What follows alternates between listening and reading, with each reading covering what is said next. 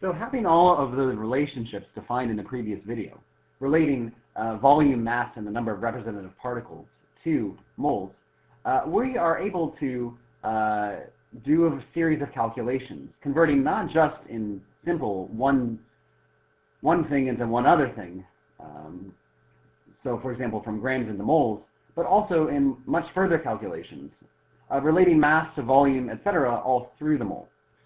And so we can use this mole map.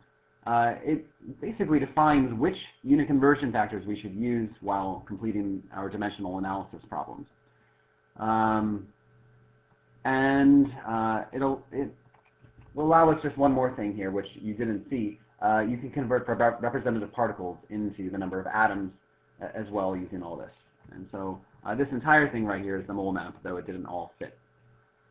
All right, so let's say that you wanted to convert from 4.68 grams of ammonium sulfate into the number of atoms within that mass.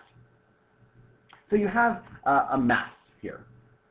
You would like to get into the number of atoms. So what would be a reasonable series of things to convert into? Well, to go from mass into atoms, you're going to have to go right through into moles.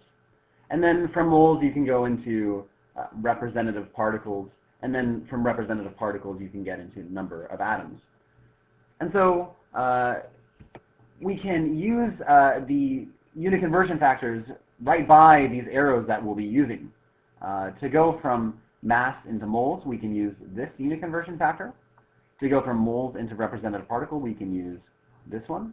And to go from representative particles into atoms, we can use this one. And so, to convert then from our grams into our number of atoms, we can start writing out all these unit conversion factors. But we have to be careful about what numbers we plug into all of these unit conversion factors. So you recall that to go from first grams into moles, we needed to use 1 mole on top and then the molar mass on the bottom. But what is the molar mass of ammonium sulfate? Let's see, ammonium sulfate. Let's see, we've got ammonium here and we've got sulfate here. So here's ammonium sulfate. Oh no, wait, actually, ammonium has a charge of +1 and sulfate has a charge of 2-. And so ammonium sulfate actually has, crisscross those charges, 2 ammoniums and 1 sulfate in it. And so to find the molar mass of all of this, again, you need to, in your calculator, and you won't have to write all this out on your test, multiply the number of atoms of each element within one of those formula units by the atomic mass of each element. And then to sum up the mass from all of the elements, you should get 132.17 grams per mole.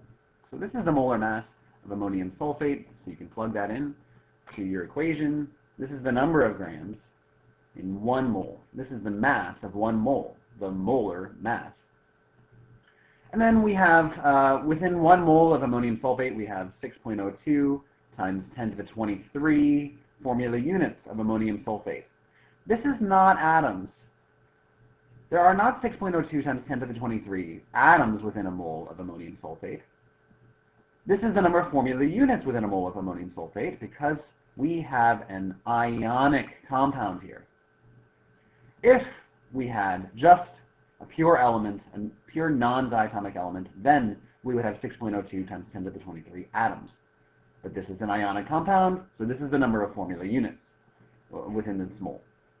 And then we can convert from that 1 formula unit of ammonium sulfate the certain number of atoms within it. How many atoms are here? Well, each ammonium has 1 plus 4, 5 atoms. And there are 2 ammoniums, so there's a total of 10 coming from the ammoniums. And there's also SO4, the sulfate, that has 5 atoms. But there's only 1 sulfate, so that brings a total of 5 from all the sulfates. So we get a total of 15 atoms. Another way you can know that there are 15 atoms is consider each element. There are 2 nitrogens, 8 hydrogens, 1 sulfur, and 4 oxygens. Add them all up, and you get 15 total atoms. And so there are 15 atoms in a formula unit of ammonium sulfate. And so 4.68 times 6.02 times 10 to the 23 times 15, enter, divided by 132.17, enter, and you should find 3.19 times 10 to the 23 atoms within 4.68 grams of ammonium sulfate. If you wanted to do another conversion, say you wanted to go from a certain number of liters of a gas at STP into, say, the mass, what unit conversion factors would you use? Okay, so you want to go from volume into mass. So you would need to go down, and then you would need to go to the left. So you need to use this unit conversion factor and this one, et cetera, for so many different possibilities. All right, thanks for watching, guys.